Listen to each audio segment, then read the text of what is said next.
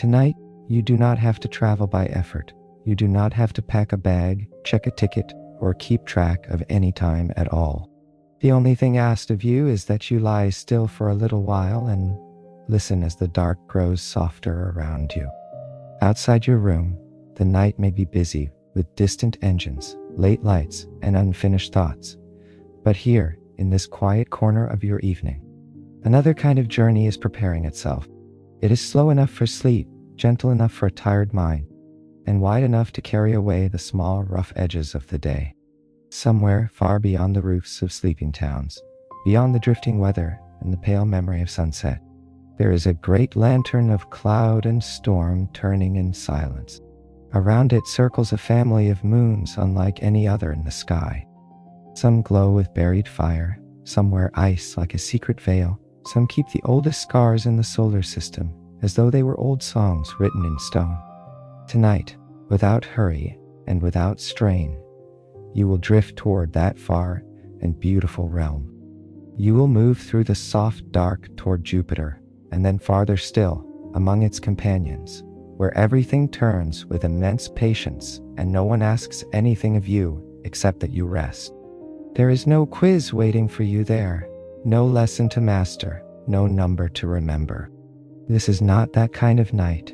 This is a night for being carried, a night for letting wonder arrive at the same quiet pace as breath, a night for finding out how large the universe can feel when no fear is attached to it, and how strangely tender even a giant planet can seem when you meet it from a place of comfort. You may picture the moons clearly, or only feel them as distant presences in the dark. Either is enough. The story will do the work. The sky will open at its own hour.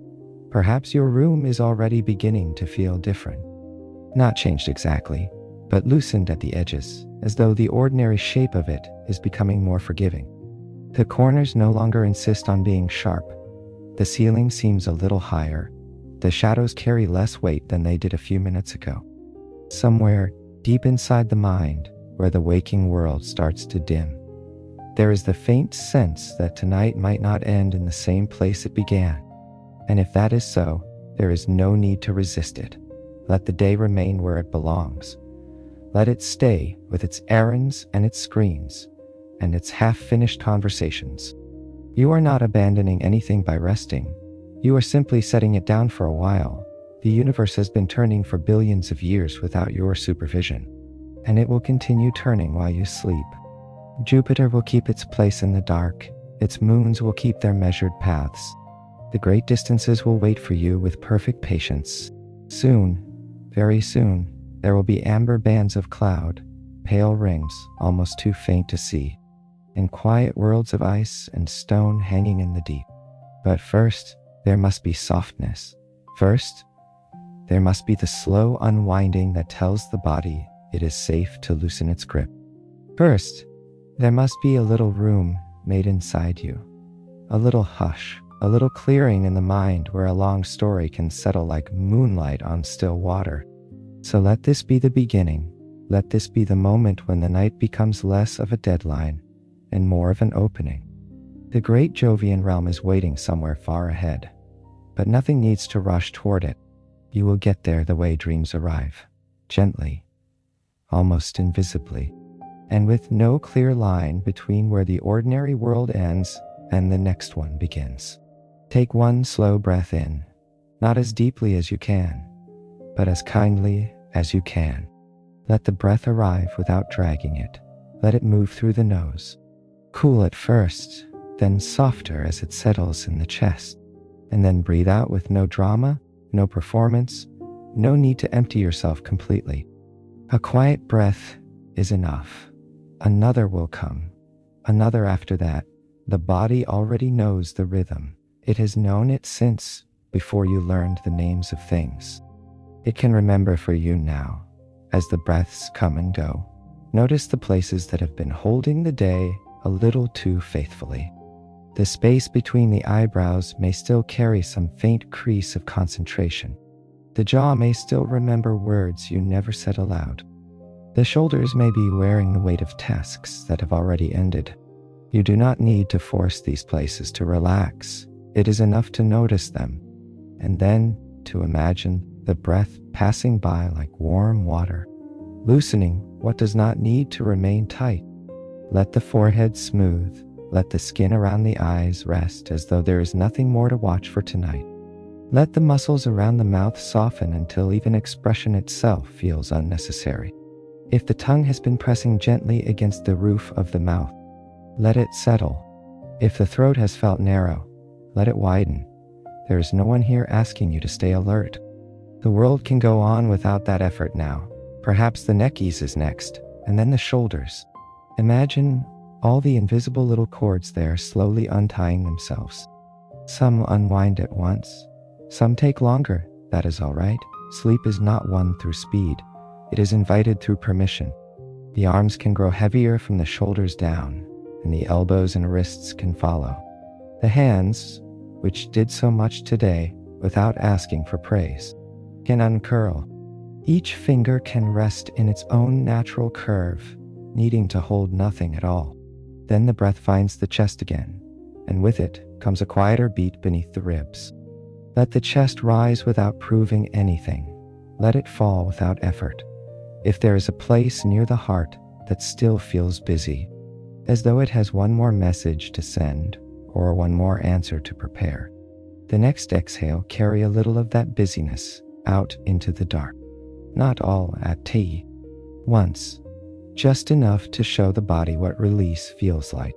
Lower still. Let the belly become unguarded. It does not have to be flat, ready, braced, or controlled.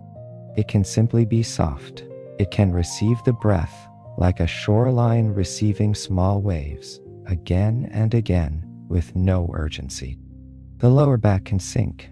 The hips can become broad and heavy against the bed. The thighs can stop carrying you anywhere. The knees can unfasten. The calves can rest. The ankles can loosen. Even the feet, which so often go unnoticed until they ache, can finally be allowed to become warm, quiet, and still. You may notice that with each exhale, the bed feels a little more willing to hold you. It gives way where it should. It supports where it should.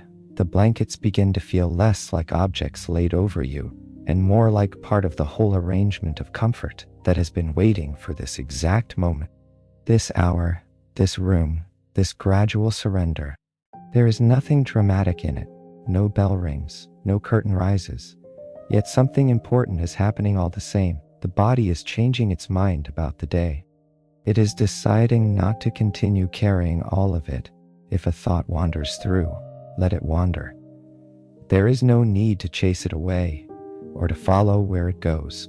Thoughts at night are like small boats on dark water. Some pass close to shore, some drift farther out. You do not have to climb into any of them. You may stay where you are, on the quiet bank, listening to the soft lap of breath. So much of rest begins there, not in controlling the mind, but in refusing to board every little vessel that crosses its surface. Now notice the weight of your body once more. Notice how solid it is, and how kindly gravity keeps its hand on you. You are not floating away from yourself. You are arriving more fully into your own resting place. The bed beneath you is real. The room around you is real. The night is real. And because all of that is real, it becomes easier to let imagination join it gently, like mist gathering over a field, rather than a door swinging open all at once. The breaths continue. The body continues. Nothing has to be improved before the journey can begin. You are already easing into the only condition the story requires: softness. In a little while, the world beyond your walls will grow wider than any waking map. But for now, let the map be small. Let it be breath, blanket, mattress, darkness, pulse. Let it be enough beneath all the changing feelings of a day. Beneath the quick opinions of the mind and the restless little sparks of attention, there is often something steadier waiting to be noticed. It does not announce itself loudly. It does not ask to be admired.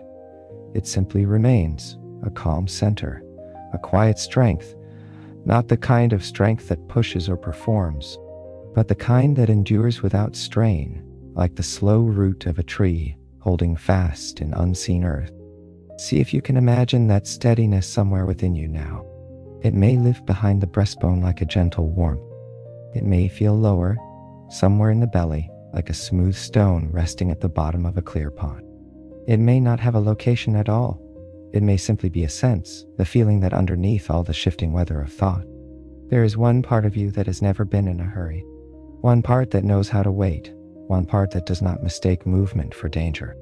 If it helps, picture yourself standing in a wide and quiet landscape just before dawn. There is a tree there, old and generous, its trunk silvered by the first weak light. Its branches are still. The air around it is cool. Far below, where no eye can see, its roots spread through the earth in every direction. Those roots do not argue with the wind. They do not fear the season. They are simply there, patient and sure, holding to what holds them. That quiet certainty can be yours tonight, not as something you must create, but as something you may remember. With each breath in, let that inward steadiness gather a little more shape. With each breath out, let whatever is brittle inside you soften around it. Doubt does not have to be wrestled down. Restlessness does not have to be defeated. They can be allowed to sit at a distance while the deeper part of you comes forward. The part that has carried you through long days before. The part that remained even when you thought you had run out of patience, or tenderness, or room. The part that can say without words, I am still here, and that is enough. Now imagine a warm light appearing around that center, not bright enough to wake you, only warm enough to reassure you. Perhaps it is gold, or pale amber, or the color of fire seen through closed eyelids.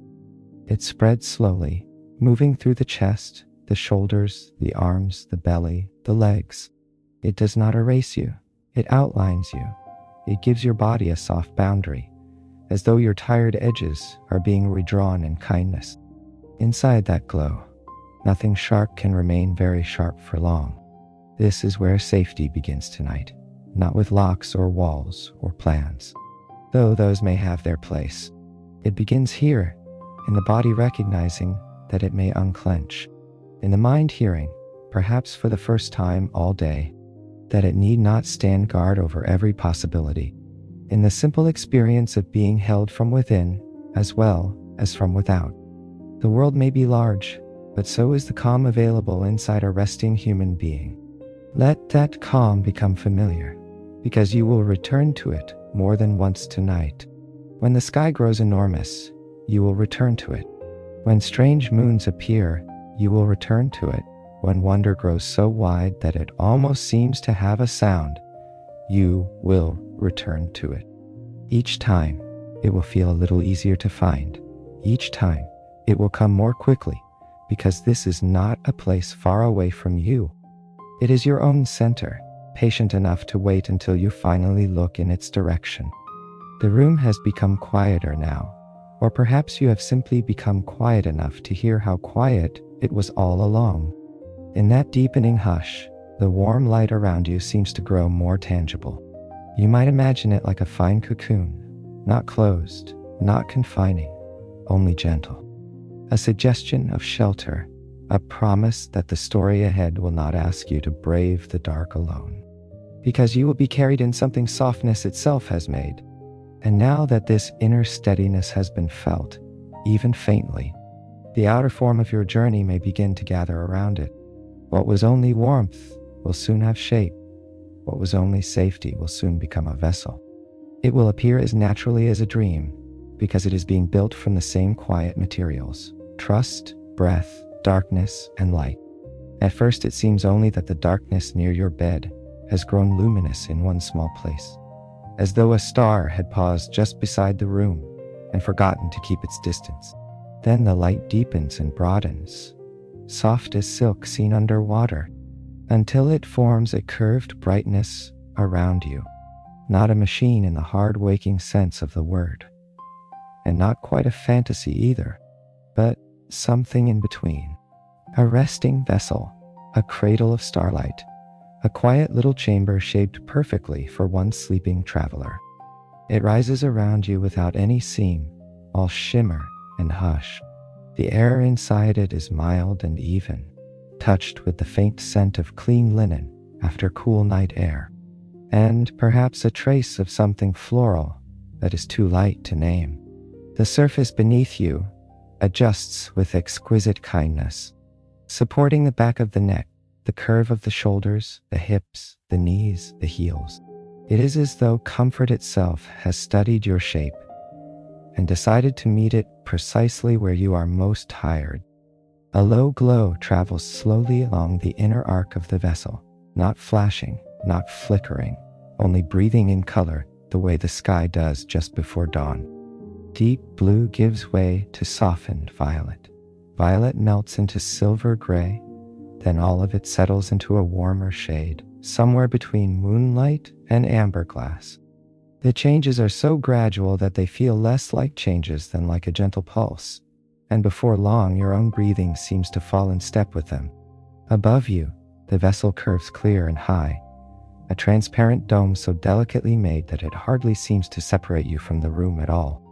Tiny points of light gather there, not arranged like any exact constellation, but like a private weather of stars, appearing and dimming with unhurried grace. When you breathe in, a few seem to brighten. When you breathe out, they soften again. The chamber is listening to you, not in a clever way, but in the way a blanket seems to understand the shape of your shoulders after enough nights together. The sound within it is almost nothing. A soft hum, perhaps, like distant wind moving through unseen trees, or the hush that lingers in a shell when held to the ear. It is not enough to occupy the mind. It is only enough to keep you company. Every detail of this little chamber seems designed by the same quiet intelligence that governs sleep itself. Nothing overstates, nothing demands attention. Everything is arranged to lower it. You notice that the blankets you were already under have not been taken from you. They remain, but altered slightly, lighter and finer, touched with a faint silver glow. The pillow beneath your head seems cooler on one side, warmer on the other, always just right where your skin meets it. Even the darkness outside the vessel looks softer now, less like a blank absence, and more like a waiting field into which the story can begin to spread.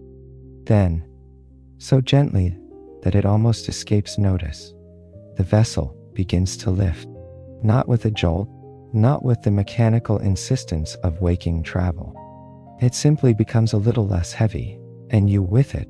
The bed remains beneath you for a moment, then a moment longer, and then the sense of contact turns feather-light. The room does not drop away, it loosens, it makes space. The floor recedes by degrees so small, they feel kind. The familiar objects of the room remain where they are, but their importance fades, as though they know this part of the night belongs to another order of things. You rise toward the ceiling, and as you do, the vessel grows clearer still. The plaster above you becomes pearly, translucent, almost like fog lit from behind. The edges of the room begin to blur. A shelf becomes a shadow. A curtain becomes a stripe of dusk. A door becomes only a darker rectangle in a field of dark. None of it disappears with drama. It simply gives way to a wider scene. The ceiling thins until it seems woven of mist, and then even that delicate barrier is gone. Above you there is sky, not the whole sky at once, not the crushing grandeur that sometimes startles the waking mind, but a soft opening full of stars. More stars than could ever be seen from a city street, more than most nights are willing to reveal. They seem close at first, then farther, then endless. The vessel continues rising into that patient glitter, carrying your blankets, your breathing, your slowly easing thoughts. Beneath you, the house and the street and the sleeping roofs become hidden by darkness. What matters now is not what is left below, but how carefully you are being taken beyond it. Still the chamber keeps its mild warmth. Still the low glow circles the clear walls. Still, your body remains as comfortable as it was a moment ago, as if rest and travel have found a way to exist together. You are not abandoning sleep for adventure. You are bringing sleep with you, carrying it like a lamp into the larger dark. Far below, the earth begins to round itself into something more distant, a deep blue hush wrapped in a little pale weather. But that sight will come more fully in a while. For now, it is enough to know that you are rising, protected, enclosed in gentleness, on your way to a place so distant that it could never be reached by effort alone. Only stories go this way, only dreams, only the most patient part of the night. The stars thin and thicken as you pass among them, not because their number changes, but because your eye changes. Your sense of distance changes. The whole scale by which you once measured near and far changes with them. Earth below grows smaller, and yet somehow dearer, wrapped in blue and white, and a silence too large for any map. You are not leaving it in sorrow, you are simply seeing it from a gentler angle, and that change of angle turns even home into wonder. The vessel glides on without any visible engine, without flame or vibration, as if it is moved by the same principle that guides a drowsy thought from one image into the next. Your body remains warm, your breathing remains slow. At times the stars look close enough to brush with the back of a hand, and at other times they gather into remote dust, making the dark between them feel broad and velvety. Ahead, there is one light that does not twinkle like the others. It is larger, steadier. Touched with a muted gold, it seems less like a point and more like a presence. As the vessel drifts toward it, that distant presence begins to widen. A planet is not revealed all at once. It is not a curtain that rises. It is a gradual taking on of form. What first appeared as a warm bead of light now shows a slight flattening at its edges, then a suggestion of tone, then bands so faint you almost imagine them before you actually see them. The great planet ahead is still far away, but already it has a character unlike anything else in the dark. It does not sparkle, it glows, it does not call out. It waits. There is a peace in approaching something immense while feeling no danger from it. That peace deepens as Jupiter grows. The vessel seems to understand this, for it never hurries. It allows the view to build slowly, almost tenderly, so that size arrives as beauty before it arrives as scale. Cream and amber appear first, then soft umber, then a pale rust color, and somewhere a sheen like faded gold brushed over cloud. The giant world turns so slowly in your perception that it seems less to rotate than to breathe. All around you, the dark remains open and clean, and within that openness, a family begins to suggest itself. Here and there, small lights attend the planet, not randomly, but with the orderly looseness of companions that know their places well. Some are barely more than gleams at first, some stronger, some farther out. You understand, without needing to name them yet, that these are moons. Many of them, each one carrying its own weather of history, each one turning through night that no human body could survive. And yet, no part of you feels cold, because your vessel keeps faith with comfort. It remembers the warmth behind your knees, the softness under your shoulders, the mild hush around your ears. It does not let grandeur become strain if the mind begins to sharpen under the pressure of so much space. The vessel answers with a slower pulse of light along its walls, with a quieting hum, with the simple reassurance of being held. The farther you travel, the more natural that reassurance becomes. And now Jupiter is no longer just ahead of you. It is before you, vast, striped, luminous, occupying more of the dark with every gentle minute.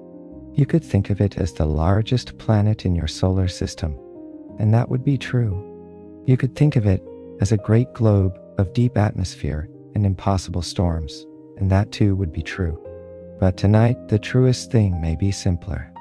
It is a giant turning lantern in the outer dark, and you are being welcomed toward it in perfect calm. You move closer still.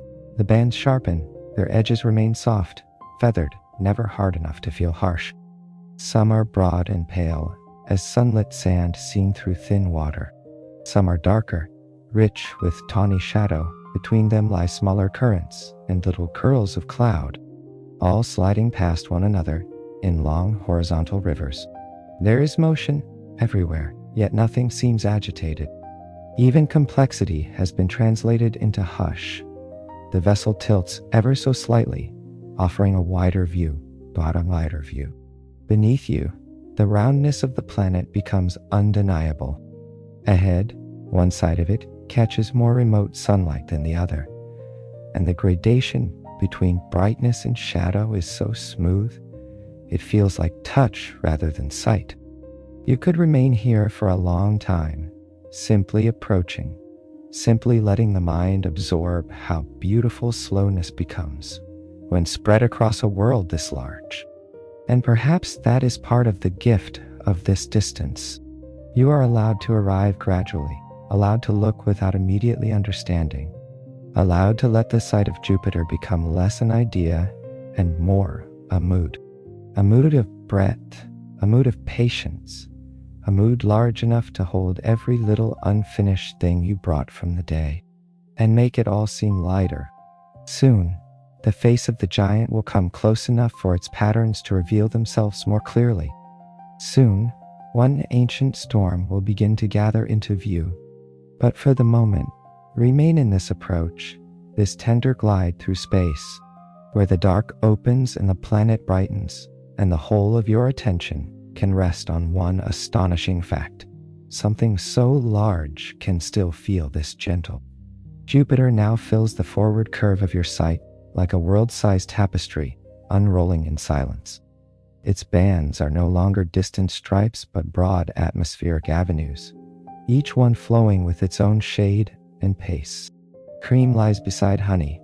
Honey gives way to soft brown, then to pale ochre, then to regions touched with faint coral or smoky gold. The colors are quiet but abundant, like pigments laid down over centuries by a patient hand. What first seemed smooth begins to show countless subtleties. Here, a pale oval drifts within a lighter band. There, a delicate curl unfolds and thins. Farther on, a lacework of finer streams runs between two larger belts, as though invisible fingers have combed the clouds into parallel strands. None of it sits still, and yet none of it feels hurried. The whole planet is movement slowed into majesty. Your vessel glides along the planet's luminous side, never too close, always at a distance that preserves wonder without strain. It is close enough for detail, far enough for peace. The atmosphere below does not have a surface in the ordinary sense, no calm field or solid plain waiting to receive footsteps. It is sky all the way down, deep upon deep, clouds layered over gases, color over pressure, motion over hidden motion. Yet, from where you drift, that endless atmosphere seems almost touchable, like thick silk stirred by an unseen current. There is something strangely soothing about a place that is all weather. No cities, no roads, no roofs taking the impact of rain, no border where land insists on beginning, just patterns within patterns, broad belts, and whispering whorls, each one turning according to rules older than memory. The mind, which spends so much of its waking life among angles and tasks and names, relaxes in the presence of a thing too fluid to be arranged by human plan.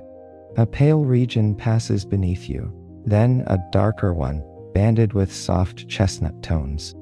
Contrast is beautiful without being sharp. At times Jupiter seems painted in light cream, poured into warm tea. At times it resembles old marble touched by sunset. At times it looks like an endless page, across which someone has dragged a brush loaded with amber and pearl. Every comparison fails a little, and perhaps that failure is part of the pleasure. The planet does not fit easily inside any earthly memory, so the mind loosens its grip on comparison and simply sees. The remote sunlight arriving here is weaker than the sunlight that falls on Earth. Yet, Jupiter makes noble use of it. The upper clouds catch it and return it in softened brilliance. Some edges gleam with a pale silver wash. Some deeper layers absorb it and answer in warm, muted tones. Shadow moves quietly across rounded cloud structures, giving them depth and softness at once. Nothing glitters, everything glows as you continue drifting.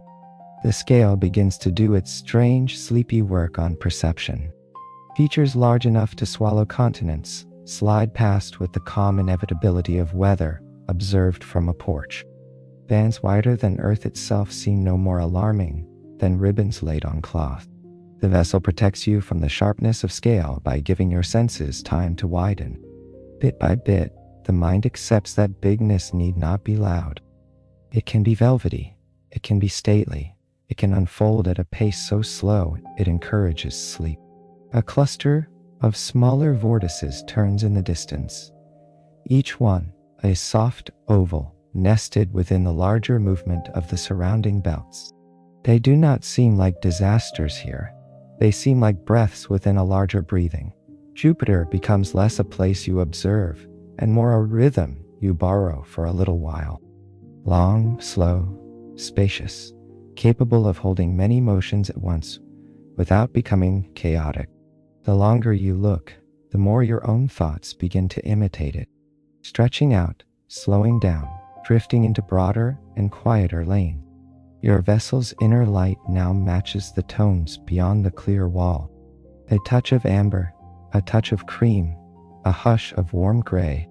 You hardly notice when the colors inside change to mirror the planet. But the effect is calming. It is as though the craft is helping your body trust what the eyes are seeing. You are not separate from the beauty before you. You are being tuned gently into it. Perhaps this is why ancient people often gave the sky the language of gods and kings. It was not only because the planets were bright, it was because they carried a presence difficult to explain any other way. Jupiter has that presence now, even here in the sleeping mind. Not authority by force, but grandeur by scale, a kind of immense composure. A confidence that has no need to insist on itself. And then, almost at the edge of one great belt, another form begins to gather from the moving colors. A soft oval, a region tinged more deeply than the rest, not red in any harsh or simple sense, but flushed with old rose, muted rust, dusky salmon, and the faintest breath of orange under cream. It emerges slowly, as though it has been there the whole time and is only now allowing itself to be noticed. You drift toward it without urgency. Around it, the surrounding clouds seem to bend and flow, making room for its great patient turning. You know, even before it fully resolves, that this is the old storm for which Jupiter is famous. Yet tonight, it does not arrive as a spectacle. It arrives as another layer of the planet's long, hypnotic face, another place where motion becomes pattern and pattern becomes calm. The great oval lies before you now, broad and old and self-contained, turning within the wider weather of the planet like a thought that has lasted for centuries. From this distance, it looks less like fury and more like an ancient pool seen from above, its colors gathered inward in slow concentric moods. Rose touches russet, coral softens into amber around its edges. Lighter creams trail away into the surrounding cloud belts, as though the storm is gently dissolving into the world that carries it. You know, in the faraway factual part of the mind, that the winds there are swift beyond anything found on Earth. But knowledge moves differently in sleep. Here, fact is translated into image, and image into feeling. So what reaches you is not violence, but duration, not danger, but the remarkable gentleness with which a very old thing continues to turn. The storm has been seen by generations of human eyes, and still it goes on. The vessel floats above the old storm's edge, following its curve. You can see finer details now, small ripples in the surrounding clouds, streamers of pale vapor drawn along by larger currents, subtle gradations where one tone deepens into another. The eye could wander here indefinitely, finding one quiet complexity after another. There is enough intricacy to hold attention, but not enough sharpness to tighten it. That balance is one of the deep comforts of the night sky. Its wonders rarely demand anything quick from the body. The great oval seems almost to breathe beneath you. Its center is darker, richer, as though the colors there have been steeped for a longer time. Its outer layers are softer, brushed thin at the margins, where the neighboring cloud bands tug lightly at it century after century. Nothing in it feels fixed. Nothing in it feels unstable. It is a turning thing that has found a way to endure. For a while, you simply drift beside it, and the mind is allowed to enjoy the scale without resolving it into numbers. That is important tonight. You do not have to know how many Earths would fit within the storm, how many years it has been watched, or how high the clouds rise. Those are waking questions. Tonight, the important question is quieter. What does it feel like to witness something ancient and enormous while remaining utterly safe? The answer spreads through you slowly. It feels like relief, like permission to stop gripping the world so tightly, like learning that even magnitude can be soft when seen from the right distance. Your pod answers the mood with deeper warmth under the blankets and a fainter hum, as though it too has relaxed into the old storm's rhythm. The lights along the inner wall dim slightly, becoming almost rosy where they reflect the colors outside. The effect is cocooning. You are held between two forms of shelter now, the inner shelter of the vessel and the outer shelter of Jupiter's broad, measured beauty. One contains your body, the other contains your attention. Together they give the mind a place to rest. The longer you look, the more the old storm loses even the last trace of threat and becomes something closer to a slow-turning rose pressed into cloud. You can almost imagine it painted onto silk and set adrift on a river. You can imagine astronomers long ago peering through their instruments and waiting for this same oval to rotate into view, perhaps not realizing that someday another mind, half asleep in another century, would be drifting beside it in a story, seeing not a scientific marvel alone, but a lesson in spaciousness. Nothing here asks to be solved. The storm does not need explanation to be beautiful. It turns and turns and offers its patient face to whatever eyes arrive. Around it, the belts of Jupiter continue their long horizontal flow, and above it, beyond the curve of the planet, the greater dark waits full of moons. The thought of those moons does not sharpen you. It eases you onward. Beyond this old storm, there are quieter textures still to come. Dust-thin rings, tiny keepers of those rings. Distant worlds glowing at different tempos of silence. Before you leave the storm behind, take one more slow look. Notice how something so grand can remain contained within itself. Notice how the surrounding clouds make room for it. Notice how your own mind, having entered this long and gentle turning, feels less jagged than before. Perhaps the edges of thought have rounded off. Perhaps the day is now far enough behind you that it no longer insists on being resumed. And because the journey knows how to care for your quiet, it will not carry you from one marvel directly into the next without giving you another layer of softness. The vessel begins to drift away from the old storm's warm colors. Jupiter's giant face remains near, but the focus loosens. The hum returns to its faint, steady note. The blankets settle more closely around you. In the distance, something pale and delicate begins to gather around the planet like a barely visible veil. At first, the rings are so faint you might mistake them for a softness in the light, a whisper of brightness hovering around Jupiter, where the darkness ought to begin. But as your vessel glides farther from the great belts and old storm, that whisper refines itself into form, a delicate arc, then another, a pale sweep of dust and ice so thin, so understated, that it seems less like an object than like an afterthought written in light around the giant world. They do not have the bold theatrical presence people often imagine when they think of rings. These are subtler than that, finer, more secretive. They resemble breath on glass, or the ash-pale edge of a cloud lit from behind by an unseen moon. The faint material catches the distant sun in a muted sheen and releases it so sparingly that every glimpse feels private, as though the planet is showing you a beauty it does not display to everyone. The vessel moves through this region with exquisite care. The rings rise above and below in long translucent planes, and for a little while, it feels as though you are passing through the idea of a ring rather than its substance.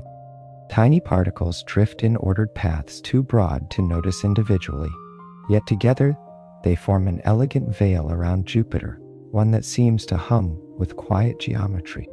You do not need to know where each arc begins or ends. It is enough to let the eye follow their long, calm curves until the mind begins to imitate them. There are little moons here too, so small compared with the world still to come that they seem like attendants at the edge of a great hall. One appears first as a pinprick of reflected light, then another, each moving with such unobtrusive purpose that they feel more like caretakers than companions. They keep to the ring's neighborhood with humble steadiness, shaping and shepherding through gravity the faint dust around them. There is something sweet about that thought. Even in a realm of giants, there are small faithful bodies tending the delicate structures no one notices at first glance. As you drift among these pale arcs, the mood of the journey changes. Jupiter had scale. The great storm had duration here. The prevailing quality is fragility. Not weakness, exactly, but a form of beauty that survives by being almost invisible. The mind responds by quieting further. It is difficult to stay loud inside when surrounded by something this hushed. Even your thoughts begin to feel dust-thin, slow, and luminous, each one floating past without much weight. The pod knows this region too. Its own lights have faded to silver now, with only the softest undertone of blue, and the hum is so low, it seems braided into silence. The blankets lie warm over you, but lightly, as though honoring the airy delicacy beyond the transparent wall. You might imagine that if you spoke here, your voice would turn to frost and drift away in tiny bright motes, joining the ring. Better not to speak. Better to let the whole scene remain word light. Through one clear stretch of the arc, you look back and see Jupiter partly veiled, as if behind a sheer curtain. The image is dreamlike enough to blur the line between astronomy and memory. Perhaps it reminds you of moonlight through gauze, or dawn through curtains before anyone has opened their eyes. The mind loves such half-familiar things. It settles against them. It stops asking to be impressed and begins, instead, to be soothed. Then, beyond the pale ring, brighter points begin to separate themselves from the dark. They are not tiny keepers anymore, not attendants, but larger moons farther out, each with a stronger presence, each carrying its own distinct silence. They appear one by one, not all in a burst, but like beads emerging from water as a hand lifts them slowly into light. The vessel eases away from the ring's fragile geometry, leaving behind that nearly invisible halo and the little bodies that tend it. You carry the delicacy with you, though. It remains in the rhythm of your breathing, in the relaxed way your attention now moves from one thing to another. Ahead, one moon in particular begins to glow with unusual color, not pearl white or gray, but warm with tones that suggest heat beneath brightness. You drift toward it in the same unhurried way, as though drawn not by urgency, but by curiosity made soft. The moon ahead does not reveal itself all at once. First, it seems only brighter than the others, with a warm tint that sets it apart from their cooler glow. Then color begins to collect upon it as you approach. Pale gold appears, then a deeper yellow, rich but not harsh, like sunlight kept inside stone. After that comes white in broad patches, and here and there a flush of orange or rusty red, as though something beneath the surface has warmed the moon from within. This is Io, and even before you know its name in the story, you can feel that it is a world of restless making. The vessel glides near enough for the patterns to sharpen. Io's face is not calm in the way Europa's will be calm later, nor ancient in the slow settled way of Callisto still to come. It is busy with renewal. The surface looks painted and repainted, marked by deposits spread wide across plains, interrupted by darker hollows that hint at deeper heat below. Yet because the journey has taught your attention to move slowly, none of this business disturbs you. It arrives as color and texture before it arrives as concept. Here a plain stretches in sulfur yellow softness, luminous as if it has stored day inside itself. There a darker basin gleams with subdued bronze, the sheen of material that once flowed hot and is now cooling in silence. Fine radial marks spread outward from one region like the traces left when powder is blown gently across silk. Elsewhere, broad patches of pale frost-bright material lie over warmer tones, softening them. The whole moon looks as though it has been painted by heat, then dusted over by time, then warmed again from below. Now and then, at a great distance across the curved horizon, a plume rises.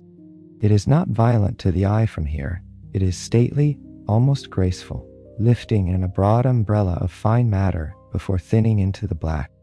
Seen in the hush of sleep, it resembles breath on a winter morning or steam lifting from a hidden spring before dawn. The idea that a moon can send such plumes into space might have sharpened the waking mind, but tonight it only deepens the feeling that the solar system is stranger and more beautiful than any daytime habit usually allows. Jupiter's immense gravity holds this moon in a ceaseless embrace, and from that embrace comes the hidden kneading that keeps Io active within. But you do not have to picture the mechanics in detail. It is enough to sense the mood of it. Pressure translated into fire, motion translated into renewal, difficulty translated into beauty. There is something unexpectedly comforting in that. Some worlds, like some lives, are not quiet because nothing happens to them. They are beautiful because even what churns within them becomes color, form, and light when seen from a safe enough distance. Your paw draws slightly nearer to one region where several tones meet. Yellow folds into orange.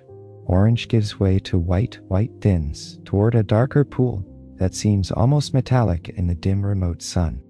The transitions are so soft that the moon begins to feel less geological than painterly, less like a place than a canvas still being worked on by hidden hands.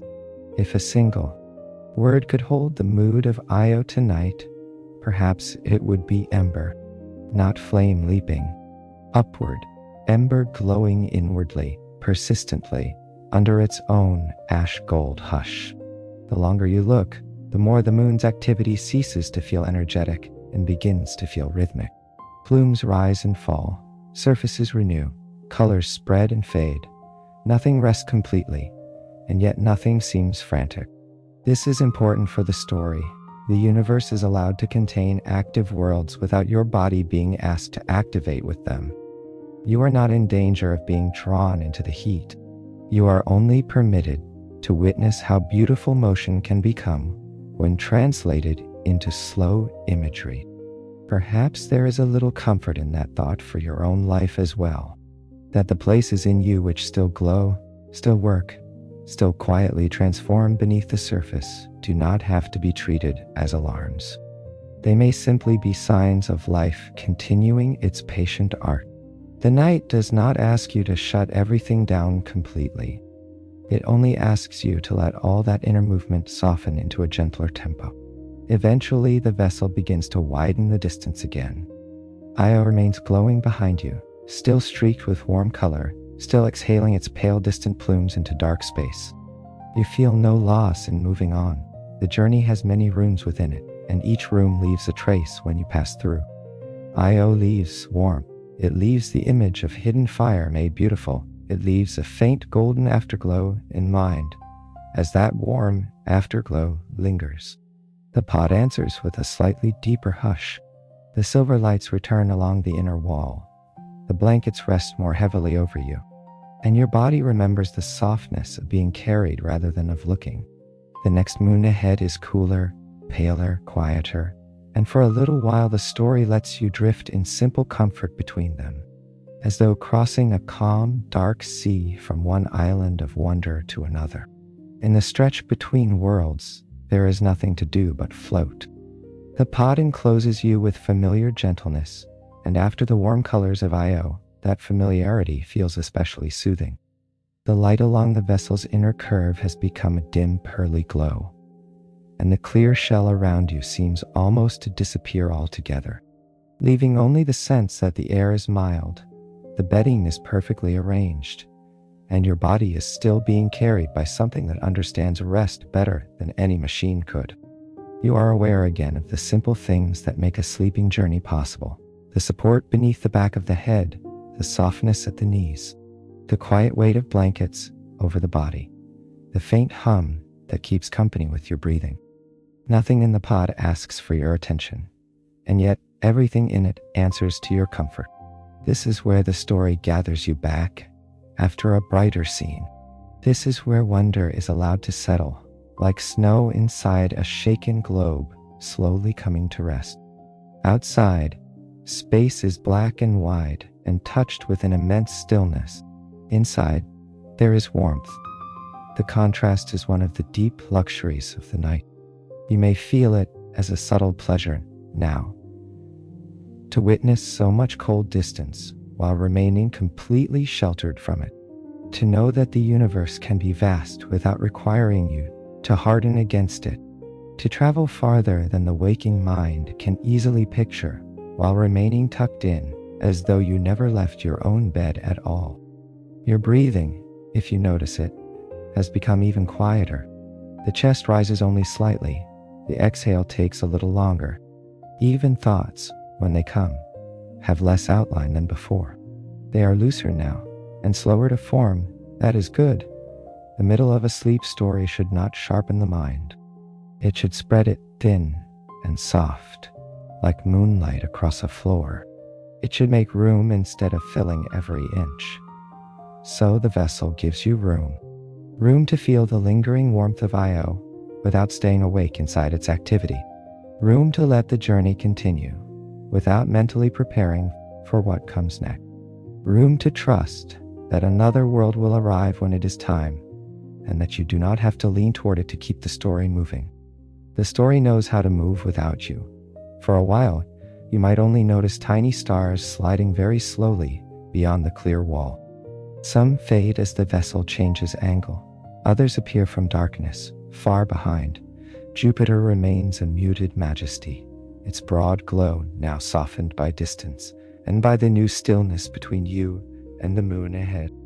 Far before you, there is a pale presence beginning to gather, cooler than Io, polished in tone, touched with quiet light. Yet even that promise stays vague for a while. You are allowed to remain between images, and there is a sweetness in that in-between place. If any part of the day is still clinging to you, this is where it can fall away unnoticed. Not because you force it out, but because there is suddenly more space around it than it expected. A worry without tight edges cannot easily grip the mind. A task without the daylight around it loses some of its voice. The pod carries you through that soft forgetting. It is not erasure. It is perspective. What seemed close becomes distant. What seemed loud becomes small. And in that softened distance, safety returns as something more than an idea. You feel it in the steadiness of the vessel, in the unbroken warmth of your blankets, in the way the story never leaves you alone too long with anything bright or strange. You are always brought back, always gathered in again, always reminded that the dark around you is not empty but spacious, and that spaciousness can be kind. Ahead, the pale moon grows clearer. Its light is not the warm light of embers, but the quiet gleam of hidden water under ice. The vessel angles gently toward it, and with that small motion, the next chapter of wonder begins to emerge, not with energy, but with hush. The world approaching you seems made of silence itself, and the closer it comes, the more the mind wants to sink into it. The moon before you seems at first like a polished pearl suspended in black silk, round and pale and quietly self-contained. Yet, as the vessel glides nearer, its surface begins to reveal lines so fine and far-reaching that they seem drawn with a patient hand over countless ages. They cross and recross the luminous shell in long wandering paths, some faint as hair beneath frost, some darker, touched with warm mineral tones that stand out against the white. This is Europa, and the very sight of it changes the quality of your attention. If Io glowed like hidden heat, Europa glows like secrecy made visible. Everything about the moon invites a slower look. The surface is smoother than almost any other world you have seen so far tonight. Broad and bright, and curiously untroubled by tall mountains or deep, dramatic shadows. The light moves over it in a clean, muted wash, and the places where the ice is unbroken reflect that light with an understated sheen. Like winter fields seen at dawn before footprints have touched them, it is difficult to say whether the moon feels cold in the ordinary sense. In the sleep-soft mind, it feels more like stillness given shape. The lines running across the surface are the first hint that this stillness is only the uppermost layer of another story. Some are thin and delicate, some widen into darker seams, where old fractures may have parted and frozen again. Some gather in braided bands, as though the ice once opened, shifted, and closed while carrying traces of whatever rose from below. They do not look violent now, they look remembered. Their darkness against the pale crust gives the moon a feeling of script, as if Europa has written over itself in a language made of cracks, salts, and time. The vessel drifts low enough that the textures of the frozen shell become more intimate. Here, a region seems subtly roughened, not by wind or weather as on Earth, but by ice, shifting on a scale the body can only dream of. There, a broad plain stretches white and smooth, broken only by faint crossing stains that could almost be veins in marble. The longer you look, the more the moon seems less like a frozen ball in space, and more like the skin of a sleeping sea with a lid of light laid over it. That thought comes gently, and then remains, a sea beneath, water hidden under miles of ice, not a small lake or a buried stream, but an ocean deep and dark and global, held in secrecy below this pale shell. The idea might sharpen the mind in daylight, but tonight it moves through you like a low note in music, widening the inner room without stirring it too much. Beneath all this white stillness, there may be liquid water turning slowly in blackness, warmed not by nearby sunlight, but by the deep kneading pull of gravity itself. The moon becomes, in that instant, one of the softest and most mysterious places in the story. Your pod responds by dimming almost to moonlight. The inner silver fades towards soft blue-white, as though unwilling to compete with Europa's hush. The blankets remain warm, a gentle contrast to the scene beyond. You realize how much of the pleasure of this journey lies in that contrast.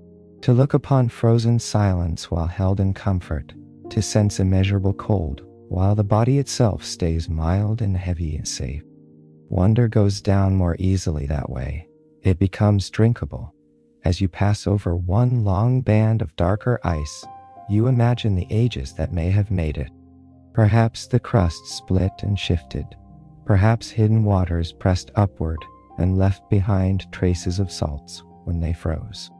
Perhaps the whole moon is forever whispering to itself through tiny movements, too slow for a lifetime to witness directly. There is something deeply sleep-like in such motions. Sleep too works below the surface. It mends, sorts, drifts, rearranges, and carries on its quiet labor while the conscious mind lies above it, knowing little. The ocean below becomes easier to imagine the longer you remain here. Not because you can see it, but because the surface seems to hint at it everywhere. Beneath the pale shell, there may be black water layered with hidden currents, moving through darkness untouched by any sunrise. Far below, perhaps the seafloor is warmed in places, and warmth rises there, the way a secret rises through a story. Never shouted, always suggested. In Earth's own deepest waters, life gathers where warmth seeps through stone. The thought glides past you now, not as a thrilling possibility to be chased, but as a tender one. That somewhere in deep darkness, given time and warmth enough, life might whisper itself awake. You do not need to decide what might live there, if anything. The mystery itself is enough. Some mysteries nourish by remaining mysteries. They let the mind expand without requiring it to grip. Europa is one of those. It teaches the sleeper that the unseen can be gentle, that hidden things need not be threatening, that beneath a still white face, whole worlds may move quietly and in peace. The vessel crosses into a region where the sunlight catches the ice at a different angle, and for a moment, the surface gives back a faint, prismatic gleam, subtle as breath on crystal. The sight is so brief that it hardly feels real, and yet it lingers. The lines, the sheen, the buried ocean, the long patience of the moon, all gather into one prevailing mood. Tenderness toward the unknown. You drift there a little longer, and your mind seems to enter the moon's tempo. Slower than speech, slower than memory, a tempo of long hidden currents and sealed white plains, of fractures that take ages to open and ages more to heal. It is an excellent tempo for sleep. By now the day is far behind you. Its noises would sound absurd here. Its urgency could not survive on this pale, calm world. At last the vessel begins to widen its path, not because the moon has given all its beauty, but because there is beauty in leaving a mystery partly unopened. Europa recedes by degrees, its white shell shining softly, its dark lines fading into delicacy once more. Yet the feeling it leaves is larger than the image. It leaves depth, it leaves hidden water under ice, it leaves the sense that some of the quietest places may hold the richest secret life, whether literal or only imagined. As you move away, the pod gathers you inward again. The warmth becomes more noticeable after all that white silence. The blankets seem heavier in the sweetest way. Your breath draws a little deeper, and then slows. The story knows that after a moon like this, no sharp transition should follow. There must be another return to softness, another drift in the dark where nothing needs to be understood, only held lightly until the next world appears.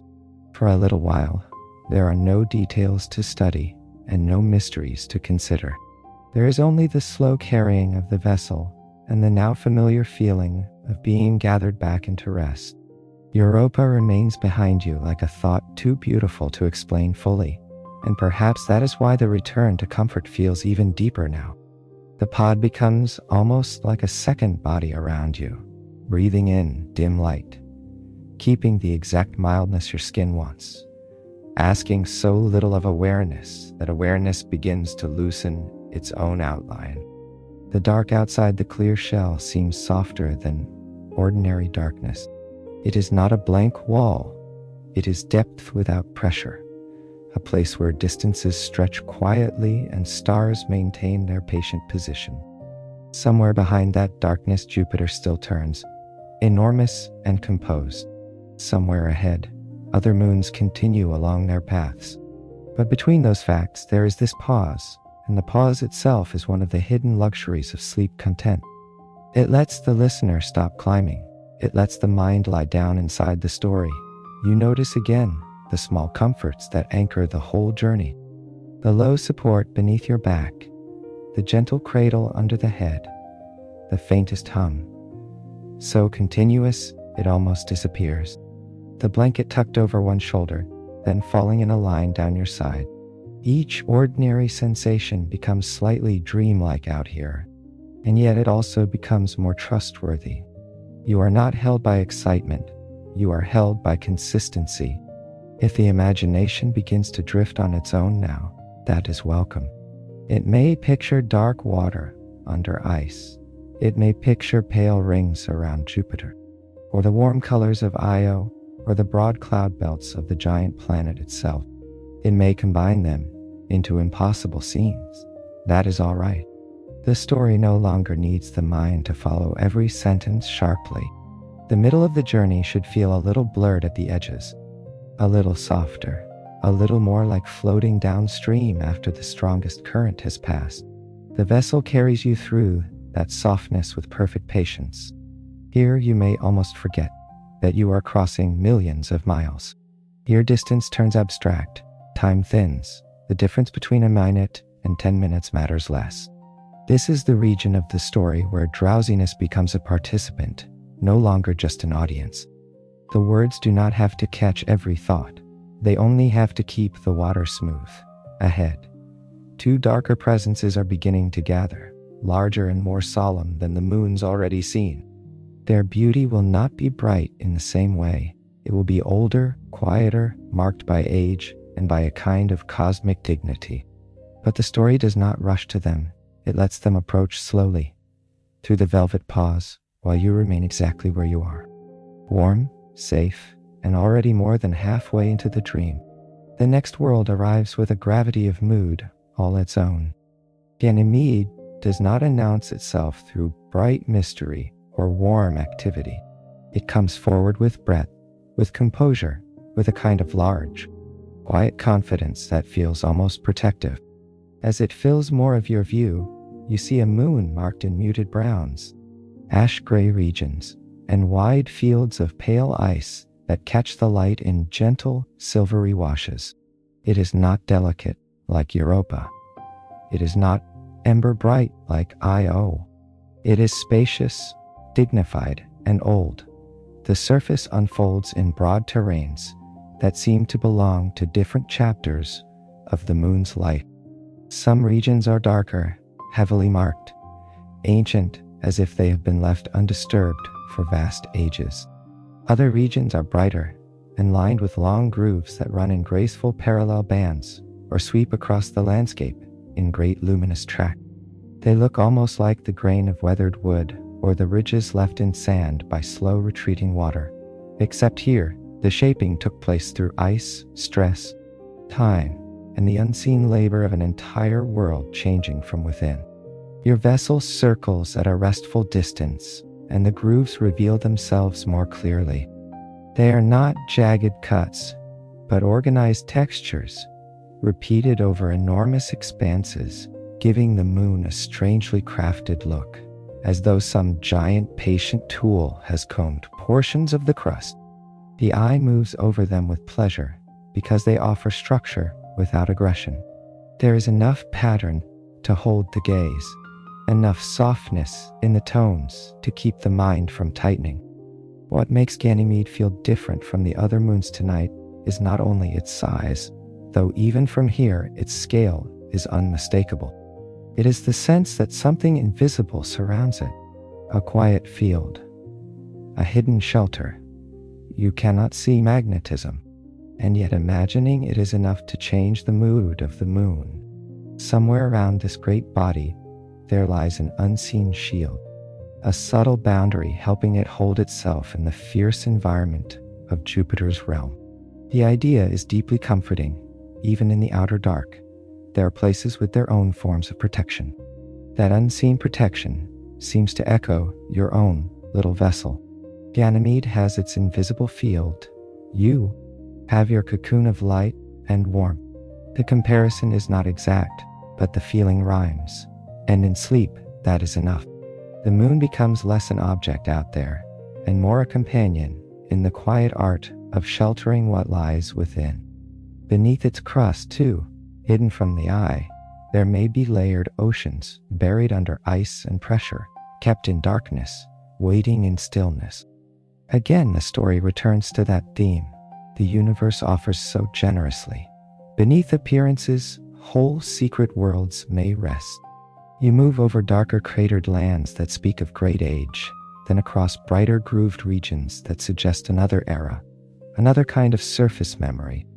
The moon is not dramatic, it is archival. It holds onto time in layers. Looking at it feels a bit like opening a very old book whose pages have stiffened gently but not become fragile. Each mark remains, each stretch of terrain records a different pace of change. The result is not clutter, but depth. The pod keeps you from becoming too attentive.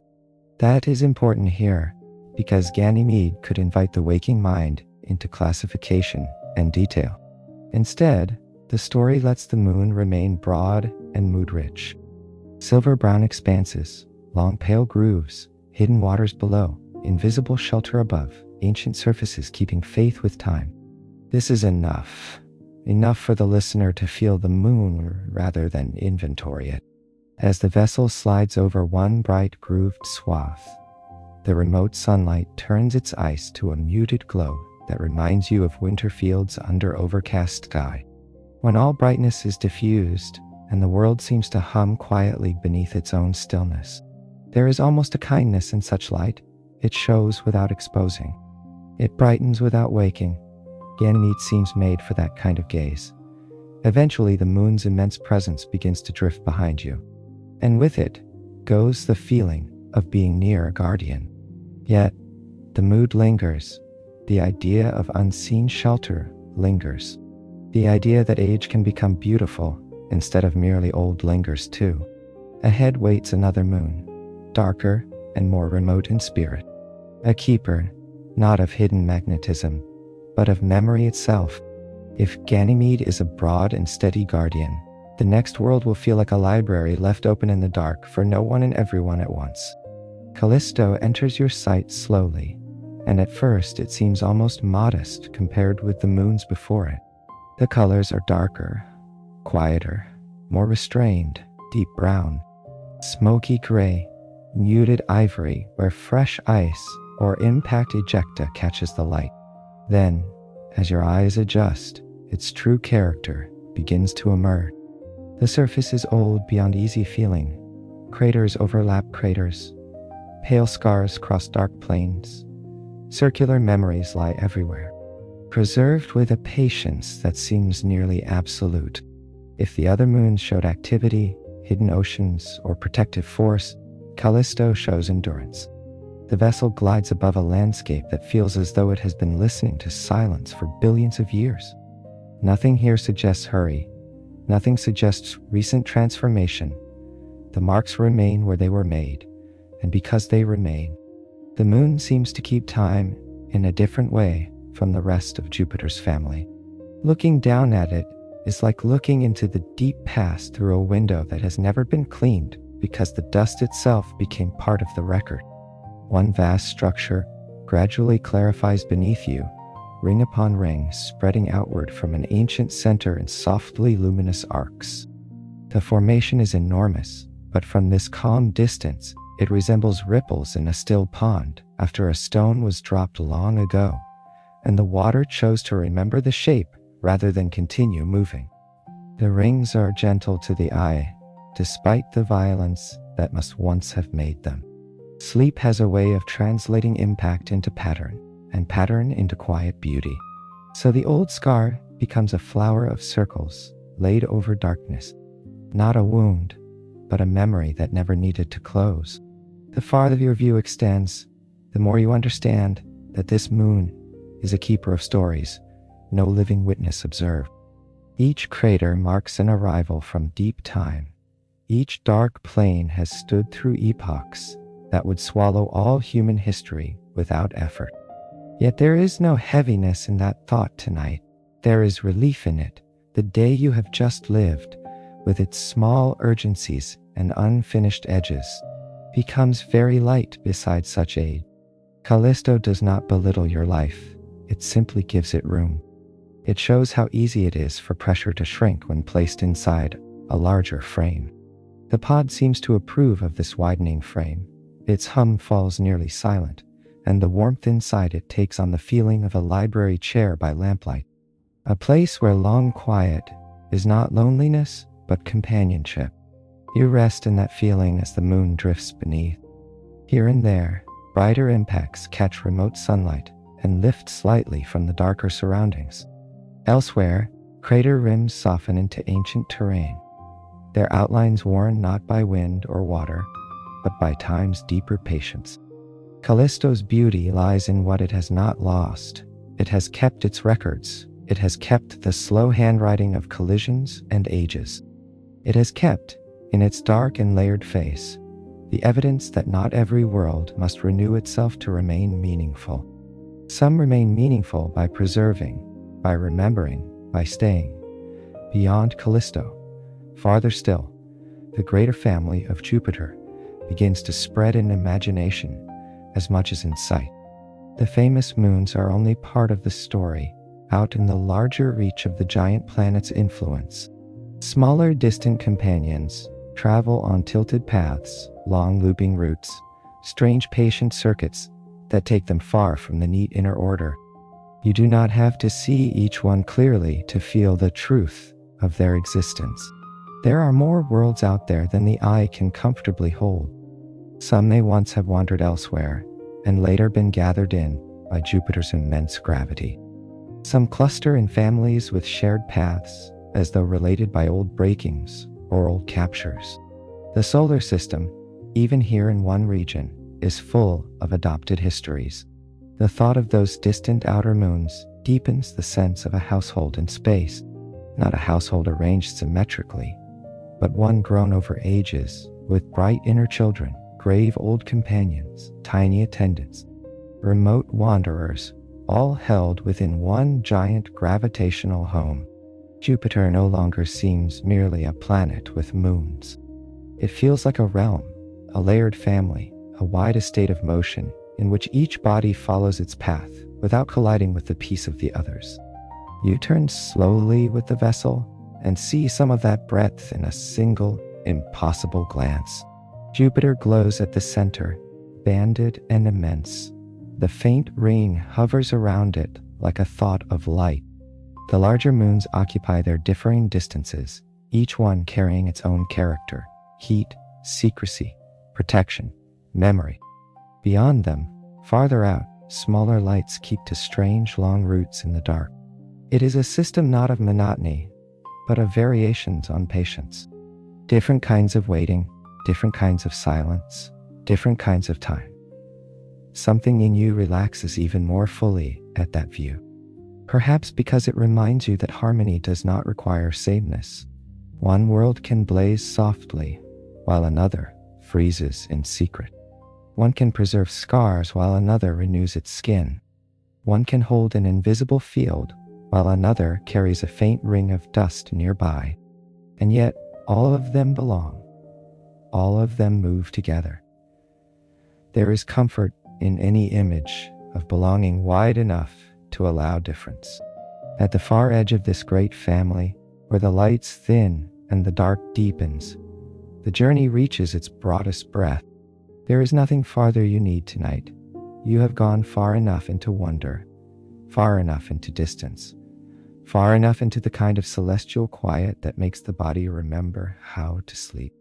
And because you have come this far, the turning homeward can begin, not as an ending with a hard edge, but as a slow folding back of the night toward the room that first released you.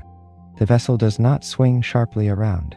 It simply begins, at some hard-to-name moment, to favor another direction. Jupiter remains immense for a while longer, but now its beauty starts to arrange itself as farewell rather than arrival.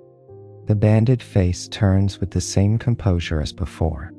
The old storm keeps its patient rose-colored rotation. The faint ring continues to hover like a veil no hand has touched. One by one, the moons take on the softness of recollection, even while you still see them. Io becomes the memory of a golden ember. Europa becomes a white hush, holding dark water below. Ganymede becomes a broad protective silence. Callisto becomes the old keeper of circles and time. You do not leave them with sadness. It is enough to have passed among them, enough to have known, for a little while, that such places exist. The mind does not need to possess wonder in order to be comforted by it. Sometimes it is more restful to let wonder remain partly elsewhere, shining at a distance, available but not grasped. So you allow the Jovian realm to recede with dignity, keeping its size, keeping its mystery, while your vessel bears you gently away. As the distance widens, the whole system grows easier to hold in one softened thought. A golden banded giant, a delicate ring, a family of worlds, each speaking a different dialect of silence. It all shrinks slowly, not into insignificance, but into pattern, into the kind of remembered image that may return later in a dream. A great lantern in the outer dark, with several pearls drifting around it at their own calm interval. The pod seems warmer now, perhaps because the great spaces have widened around you, or perhaps because home has begun to turn faintly in your direction. The lights within the vessel shift toward a deeper amber, like the last safe glow of a lamp in a room where someone has already fallen asleep. The hum remains nearly inaudible. The blankets are a little heavier than before, or seem to be. Your body knows, without needing to think, that the longest outward stretch of the story has passed, and that everything now may soften further. Stars gather and scatter in the dark as your path changes.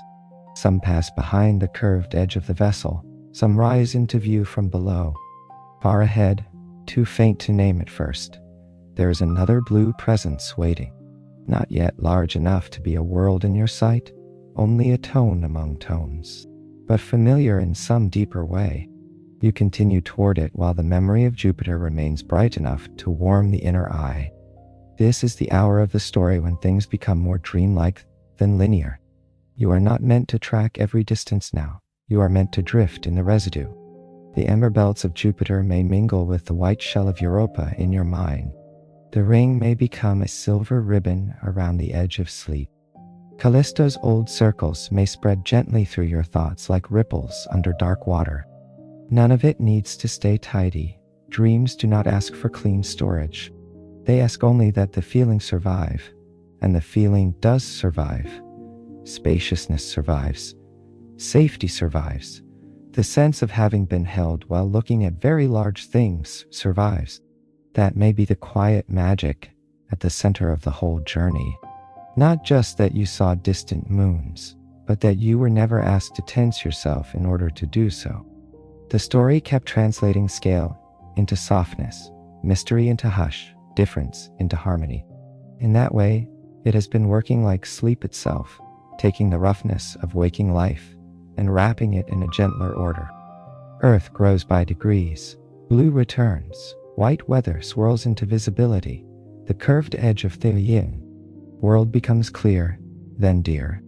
From out here it appears less busy than it ever feels from within. No arguments are visible, no deadlines, no glowing screens, only one calm globe turning in dark space, carrying oceans, sleeping cities, forests under moonlight, desert nights, mountain cold, warm roofs, quiet bedrooms, and one small room that belongs to you. The thought of that room does not pull you abruptly downward. It welcomes you. The vessel begins its descent, the way it began its ascent, through yielding rather than through motion that can be measured. Stars thin. The black of space softens into layers. The blue of atmosphere rises around you like a veil being lifted from below. Thin clouds appear first, luminous and high, then thicker drifts of white, then the darker blue beneath them. The pod passes through it all without resistance, and each layer seems to make the air inside more intimate, more room-like, more tenderly familiar. Below, lights could be anywhere and nowhere. Perhaps a city glimmers for a moment like spilled gold. Perhaps there is only darkness and the suggestion of land. It hardly matters. The world is returning in broad textures now, not in named places. You are crossing back into the scale of roofs, trees, fields, coastlines, windows. Yet the journey does not close over behind you. Jupiter remains somewhere out there. Its moons remain. Their patient turning does not end because you are coming home. The universe goes on, and that continuity is strangely comforting. Sleep, too, is partly trust in continuity. The vessel descends through the last layer of dark into the neighborhood of your own life. A roof passes beneath. The shape of your home gathers around you in a softened outline.